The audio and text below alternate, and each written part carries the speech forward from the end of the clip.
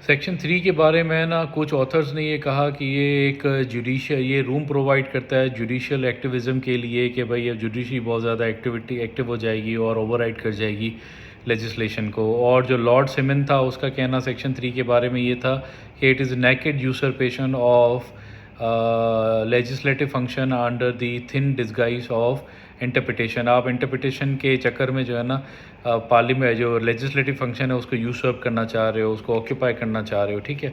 अब इसमें डिस्कशन ये होता है कि क्या ये इसका इम्पैक्ट क्या होगा, सेपरेशन ऑफ पावर पे क्या इम्पैक्ट होगा, पार्लियामेंट्री सुपरमेसी पे क्या इम्पैक्ट होगा, डेमोक्रेसी पे क्या होगा, ठीक है।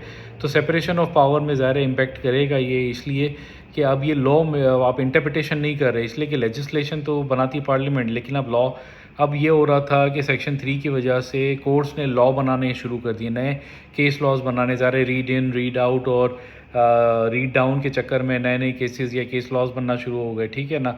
तो लेजिस्लेशन का ही आपने नक्शा बिगाड़ दिया। और पार्लियामेंट्री सुपरमेसी कॉम्प्रोमाइज़ इसलिए नहीं हुई कि पार्लियामेंट ने ही ये एक्ट बनाया है, वो चाहे तो किसी वक्त भी ख़त्म कर दे। और जो है ना कॉम्प्रोमाइज़ नहीं हो रहा था, और ये जो पावर था वो पार्लियामेंट ने वॉलंटरीली रिलिंक्विश किया हुआ था कोर्ट्स को, ठीक है।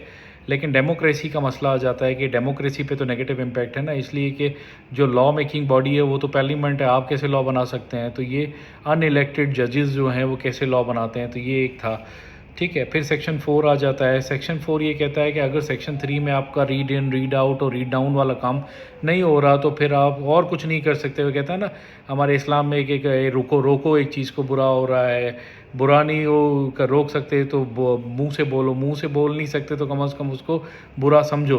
तो इनको बोला कि भाई और कुछ नहीं कर सकते, कोई डिक्लेरेशन तो दे दो अपना, कि बोल तो दो कि हाँ ये गलत है, कर नहीं सकते, तो डिक्लेरेशन ऑफ इनकम्पैटिबिलिटी इशू करें। डिक्लेरेशन ऑफ इनकम्पैटिबिलिटी इशू करनी है सेक्शन 4 में, ठीक है। अब ये कोई चैलेंज नहीं करता किसी भी चीज़ को, इसलिए कि ना ये इन्फोर्सेबिलिटी ऑफ एक्ट को चैलेंज करता है, इफेक्टिवनेस को भी चैलेंज नहीं करता, और ना ही ये वैलिडिटी को चैलेंज करता है, ठीक है ना। इसलिए कि जो पार्लियामेंट है वो तो बना सकती है ना, कुछ भी कोई भी लॉ बना सकती है, ठीक है। अब डिक्लेरेशन ऑफ इनकम्पैटिबिलिटी की इन्होंने 3 एग्जांपल्स दी हैं, ठीक है। पहली एग्जांपल दी है इन्होंने बेलमार्श केस।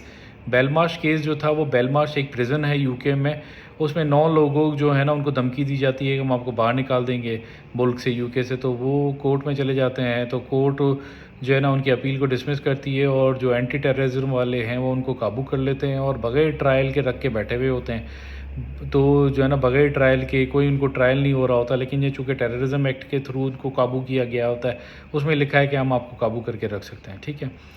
तो उसको जो है ना कोर्ट्स और तो कुछ नहीं कर सकी, बस ये बता दिया कि ये ह्यूमन राइट्स के ख़िलाफ़ है वेलमार्श केस में, ठीक है।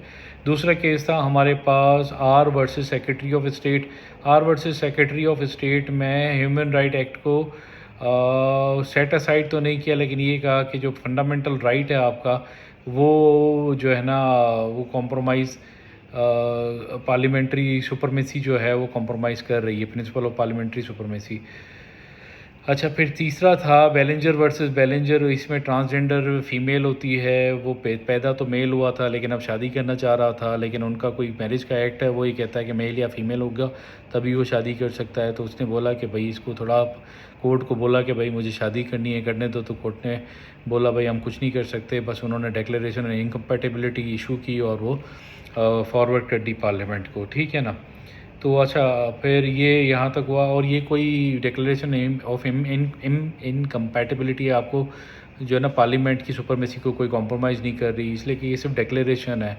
अब वो तो मिनिस्टर की मर्ज़ी है या कोर्ट की या पार्लियामेंट की मर्ज़ी है ना, चेंज करे या ना करे।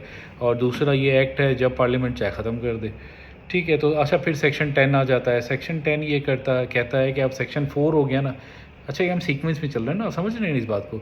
सेक्शन 4 हो गया डिक्लेरेशन ऑफ इनकम्पैटिबिलिटी, फिर इशू जब हो गई तो वो जाएगी पार्लियामेंट के पास। अब पार्लियामेंट को ये कहा गया है कि भाई आप जो है रेमीडियल ऑर्डर पास करो और इसको रिमूव करो, ठीक है, इस इनकम्पैटिबिलिटी को।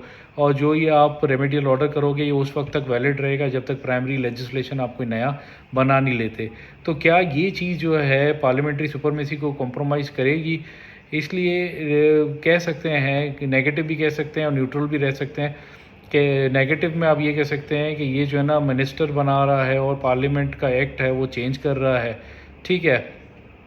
और लेकिन आप अगर न्यूट्रल लेना चाहे तो ये कर सकते हैं कि भाई ये पावर भी तो पार्लियामेंट ने खुद ही दी है ना, तो उसने वॉलंटरीली अपना जो है ना पावर रिलिंक्विश किया है।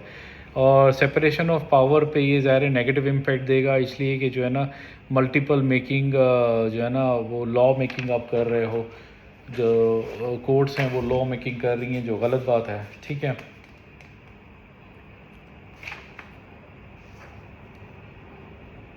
मिनिस्टर्स को पावर है लॉ मेकिंग का, लेकिन यहाँ जो है वो कोर्ट अपना ये कर रही हैं। ठीक है, और डेमोक्रेसी पे नहीं, डेमोक्रेसी पे कोई फ़र्क नहीं पड़ेगा इसका, इसलिए कि जो रेमीडियल ऑर्डर है वो मिनिस्टर ही तो कर रहे हैं और उन्हीं का ही पावर है चेंज करने का। ठीक है, अब आगे बताता हूँ।